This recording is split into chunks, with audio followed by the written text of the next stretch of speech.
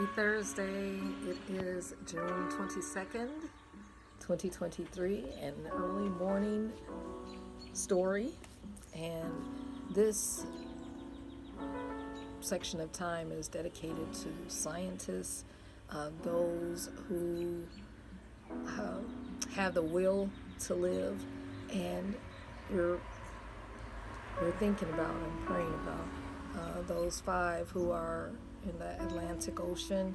We're just hoping for good news, and we know that people are curious, about the remains of the Titanic and doing different exploration and observations. So had pure intentions, and we just are hoping for the best. And I saw this book and I said, I have to read this, about a scientist who was very curious about life, and he was able to make so many developments with so many products. So a weed is a flower, according to George Washington Carver. This was written and illustrated by Aliki. So far you see a beautiful illustration. And let's just have a little teaser. George Washington Carver often said that a weed was a flower growing in the wrong place. He might have said this of himself. He was the child of slaves, but as he grew, he was eager to learn. He asked questions no one could answer, and he wanted to go to school. But there were no schools for Negroes close by, so he had to leave home in search of a place to learn. George Washington Carver did learn, and he grew up to teach farmers about crop rotation and better living by growing sweet potatoes and peanuts. He invented hundreds of different uses for these crops. Aliki has written and illustrated this book with enthusiasm and affection for a wonderful man who devoted his whole life to making life better for others. Though he was born over 100 years ago, his fame and spirit lives today. I tell you. And oh my goodness, this is going to be part 1, part 2. This was first written in 1965, and then the 7th printing 1972. So a lot of time has passed. Well, when George Washington Carver was born, he had many things against him. He was sick. He was a weak and little baby. His father had just died, and his mother was left alone to care for him and for his brother James. And even worse, he was the son of slaves. There was no hope for the future. And some people are feeling hopeless this morning, but don't give up hope. But George Washington Carver was no ordinary man. He was a man who turned evil into good, despair into hope, and hatred into love. He was a man who devoted his whole life to helping his people and the world around him. This is his story. So far, very exciting, and it's a beautiful illustration, isn't it? George Washington Carver was born in Missouri in 1860, more than 100 years ago. 170 years ago? 163. It was a terrible time. Mean men rode silently in the night, kidnapping slaves from their owners and harming those who tried to stop them. One night, a band of these men rode up to the farm of Moses Carver, who owned George and his mother, Mary. Everyone ran in fear. But before Mary could hide her baby, the men came and snatched them both and rode away into night. Oh my, can you imagine?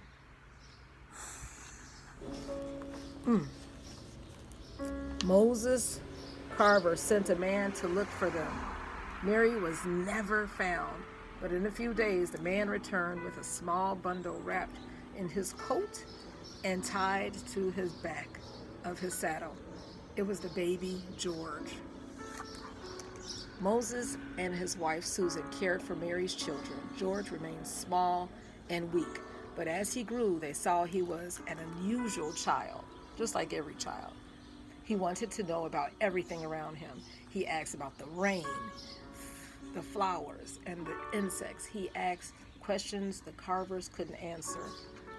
Just like thinking about the tornadoes southeast and how they're in sweltering temperatures. Yeah, the weather, nature.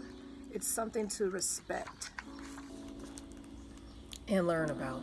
When he was very young, George kept a garden where he spent hours each day caring for his plants. If they weren't growing well, he found out why. Soon they were healthy and blooming. In winter, he covered his plants to protect them. In spring, he planted new seeds. George looked after each plant as though it was the only one in his garden. Neighbors began to ask George's advice about their plants, and soon he was known as the plant doctor. I need the plant doctor right about now. My garden. As time went on, George wondered about more and more things. He wanted to learn and yearned to go to school. In the meantime, the slaves had been freed, but schools nearby were not open to Negroes. So when he was 10, George left his brother, his garden, and the Carver's farm and went off to find answers to his question.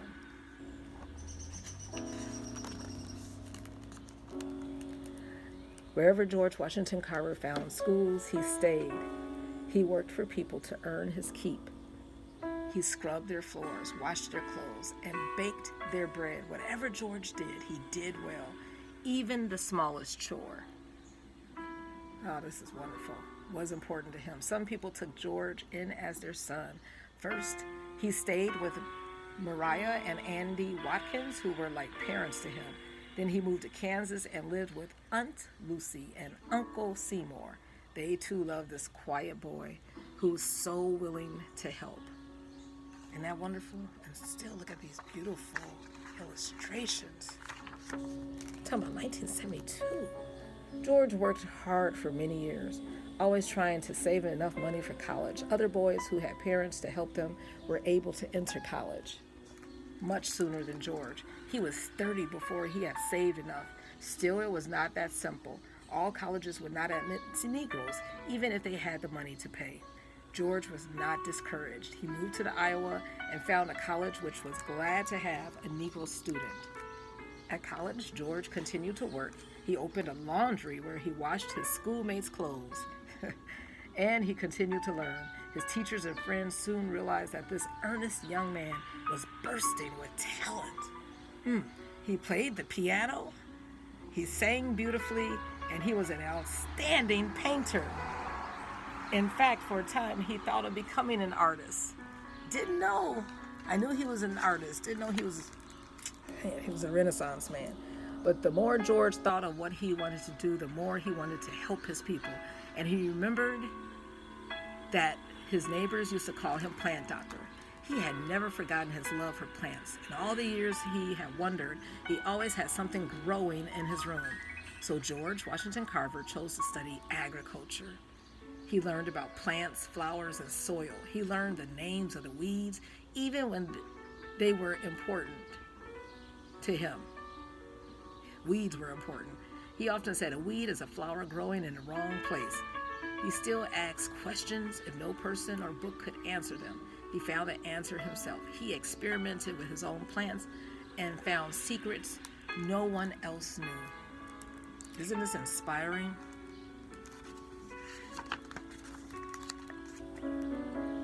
When George finished college, he began to teach. He was asked to go to Alabama, where a college for Negroes needed his talent. It was there at Tuskegee Institute that George Washington Carver made his life.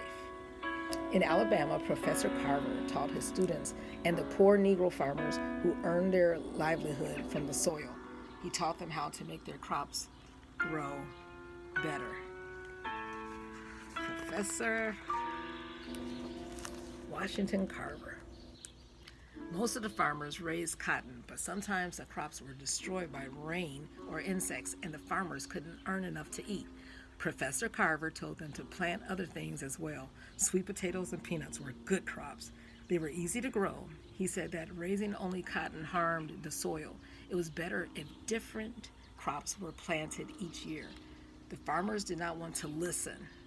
They were afraid to plant peanuts and sweet potatoes. They were sure that no one would buy them. But Professor Carver had experimented in his laboratory. He knew. He had found that many things could be made from sweet potatoes. He made soap, coffee, and starch. He made more than 100 things from the sweet potato.